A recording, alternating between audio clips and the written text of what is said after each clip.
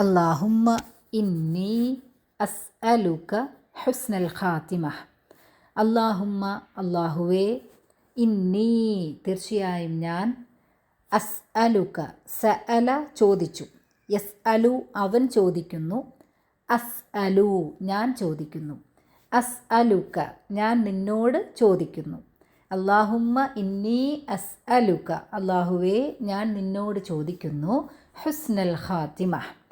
ഹുസ്ന എന്ന് പറഞ്ഞാൽ ഗുഡ്, നല്ലത്. ഖാത്തിമ എന്ന് പറഞ്ഞാൽ അന്ത്യം, അവസാനം, എൻഡ്. ഖാത്തിമുൻ നബി അന്ത്യപ്രവാചകൻ.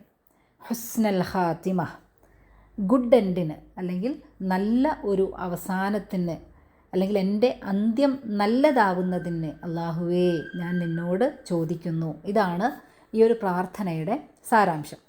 നമ്മുടെ നിത്യജീവിതത്തിൽ നമ്മൾ ചൊല്ലാറുള്ള പ്രാർത്ഥനകളിൽ ഒന്നാണിത്.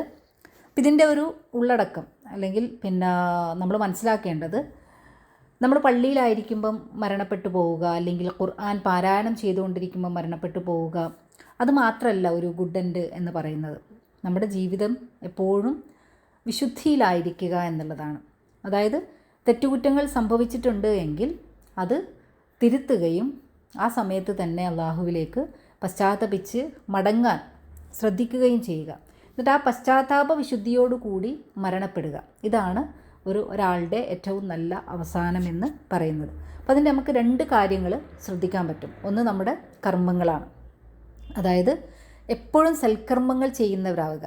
എപ്പോഴും സൽക്കർമ്മങ്ങൾ ചെയ്യുക എന്ന് പറയുമ്പോൾ അത് നമ്മുടെ ചിന്തയിലും നമ്മുടെ വാക്കുകളിലും നമ്മുടെ കർമ്മങ്ങളിലൊക്കെ എന്താവുക, എപ്പോഴും നല്ലതിനെ, നന്മയെ നമ്മൾ കൂട്ടിച്ചേർക്കുക എന്നുള്ളതാണ്.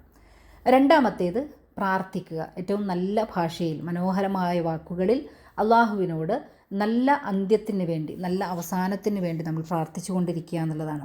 യൂസുഫ് അലൈഹിസ്സലാമിൻ്റെ ഒരു പ്രാർത്ഥന സൂറത്തു യൂസുഫ് 101 ആയത്തിൽ പറയുന്നുണ്ട്.